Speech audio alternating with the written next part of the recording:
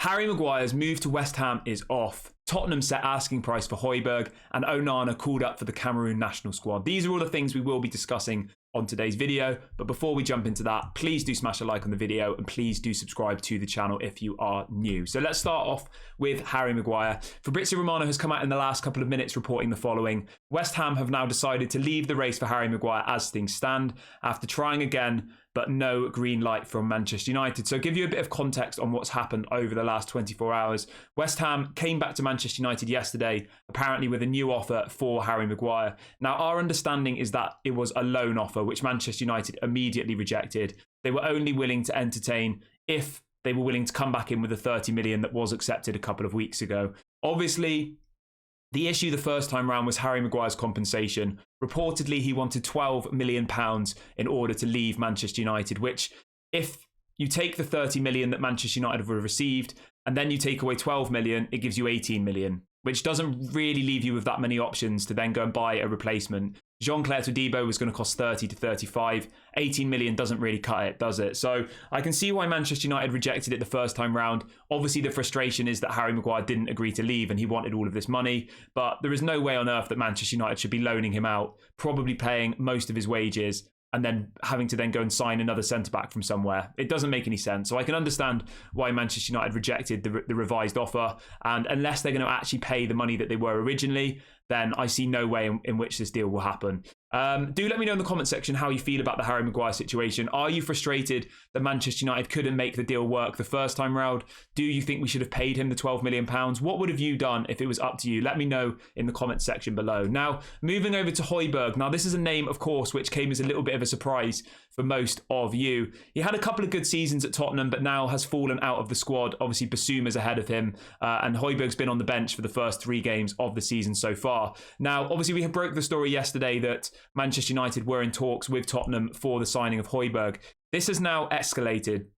They've got a story coming out from Jack Talbot, who writes for The Guardian, saying that Spurs have apparently set a £35 million asking price for Hojbjerg. He goes on to say it's a slightly more expensive number because it's a Premier League rival, and he says they will not entertain a loan deal. And then he even goes as far as saying that Manchester United have now started official talks with Tottenham and Pierre Hojbjerg's side over a potential deal. So it looks like this is one that we're really trying to push. I don't understand this deal personally. I was getting abuse in the comment section earlier because I said that I don't think he's a massive upgrade on Fred. I don't see any logic on selling Fred for £8 or £9 million and then going and spending £35 million on Hojbjerg. Fred's 30, Hojbjerg's 28, and I wouldn't say there's a massive difference in quality. Maybe Hojbjerg's slightly better at some things, but overall, I wouldn't say that Hojbjerg's world class and Fred's rubbish. I would both say they're both relatively average midfielders. And to sell one for 8 million and then bring in another 35 makes absolutely no sense to me whatsoever. And it just confuses me why we haven't just gone and bought Amrabat for 20 million. He's younger. He's a better player, definitely. He definitely suits what we need more.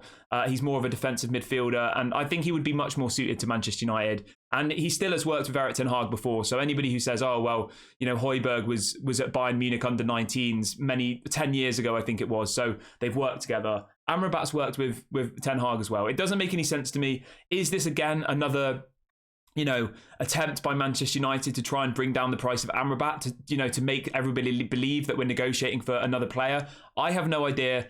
I don't think that this is a good signing personally. I don't think it's one that we should be doing. But let me know in the comment section how you feel about £35 million for Hojbjerg. Do you think that's a good deal? And do you think it's a deal that Manchester United should be doing? Let me know your thoughts in the comment section below. The third and final bit of news we want to talk to you about is about Onana. So we can now officially confirm that Andre Onana has been called up for the Cameroon squad for the up and coming fixtures in September. Now, I know when we were first signing Onana, a lot of people were concerned about this. We obviously spoke about this as a community, and people said, well, he's not in the Cameroon national team. He's fallen out with the manager, and it doesn't look like he will be going back. They had a big disagreement. I think he wasn't happy with how Onana was playing, coming off his line, whatever it might have been. And people said he's not going to get back into the team. Now, our worst nightmares have now come true. He has been called up for the team. He is going to go to, I think they're playing against Burundi, the friendly in September. Whether or not this means that he'll be called up for the African Cup of Nations, obviously we don't know at this point.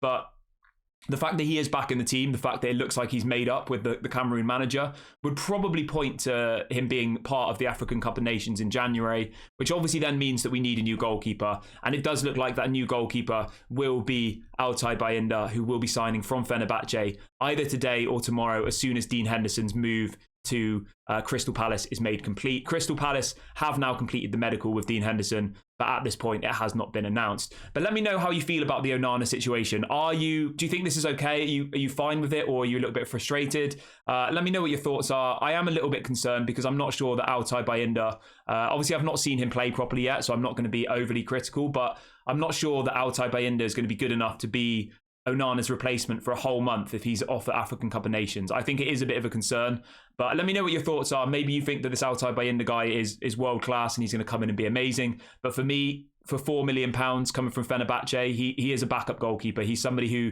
you probably hope you only have to play maybe in a couple of League Cup games, or maybe in an FA Cup game in the earlier rounds. I don't really expect him to be playing in the Champions League and all the rest of it, but maybe I'm wrong. Let me know what your thoughts are in the comment section below. So please do let me know your thoughts on the Maguire deal. Let me know on the 35 million price tag for Hojbjerg, and also let me know about the Onana situation. Thank you so much for watching today, guys. Please do smash a like on the video and subscribe, and I'll catch you all later.